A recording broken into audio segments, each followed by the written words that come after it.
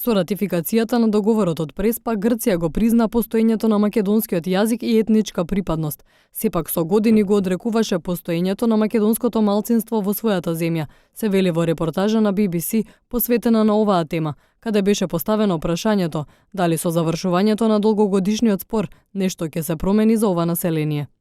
Репортажата се фокусира на 92 годишниот Фокас, пензиониран адвокат кој живее во село во Грција, чиј мајчин јазик е македонскиот. Вели дека поголемиот дел од македонското малцинство не сака да зборува за својот идентитет.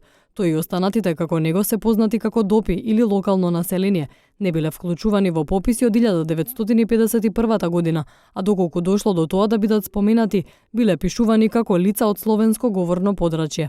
Репортажата го следи неговиот живот. Фокас бил роден само што северниот грчки регион Македонија бил анектиран од Грција, а кога имал 9 години, грчкиот диктатор Јоанис Метаксас го забранил македонскиот јазик и го натерал македонското население во Грција да ги променат своите имиња во грчки. Се сеќавам кога полицајци прислушуваа на погреби и прозори за да фатат некој доколку зборува или пее на забранетиот јазик. Се соочуваме со казни, закани и тепање. Оние кои го зборуваа многу страда од метаксас. 20 луѓе од ова село беа протерани на островот Хиос.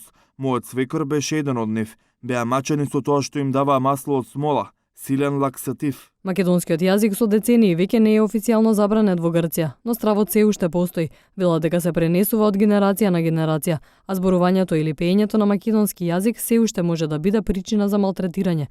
Во репортажата се наведува дека со ратификацијата на грчкиот договор со Република Северна Македонија, имплицитно признавање на македонскиот јазик и етничка припадност е голем политички напредок што треба да помогне да се ублажат ваквите ставови. Но процесот предизвикал и нови бранови, гнев и протести против договорот, поддржани од делови на православната црква. Кон крајот на годинава се очекуваат избори, а десничарската опозиција на Грција се очекува да ги искористи националистичките чувства, обвинувајќи ја Сириза за предавство.